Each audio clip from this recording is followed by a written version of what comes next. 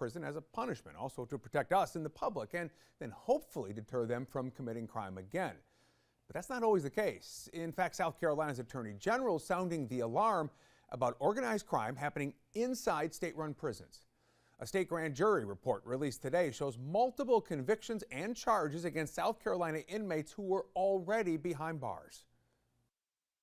Whether it's meth trafficking, complex financial crimes, or sexual exploitation of minors, each criminal enterprise was made possible by the access that inmates had to cell phones behind prison walls. Wilson says those phones are either smuggled in through corrupt staff, visitors, drones, or hidden in packages. He's now calling on lawmakers in Washington to act.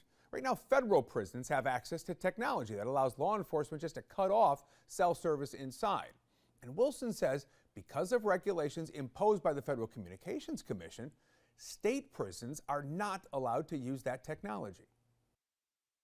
This is making South Carolina less safe, and so I'm calling on the grand juries, the 34th and 35th grand juries are calling on Congress to act and the FCC to act.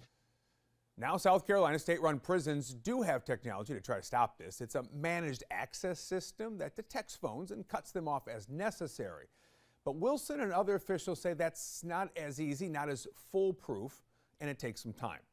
Beyond calling on the FCC and Congress, they're also calling on residents to call their representatives and push them to change the regulation for your safety.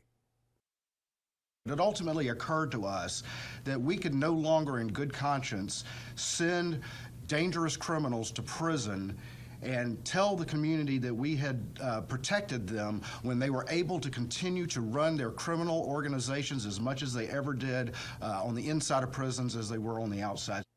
South Carolina, not the first state to call for this. Earlier this year, North Carolina Attorney General Jeff Jackson and 30 other attorneys general also sent a letter urging Congress to pass legislation that would change the law. Now, on the federal level, South Carolina Senator Lindsey Graham and Arkansas Senator Tom Cotton introduced the Cell Phone Jamming Reform Act of 2025. No movement has happened on that yet, but it's worth noting a similar bill, failed last legislative session.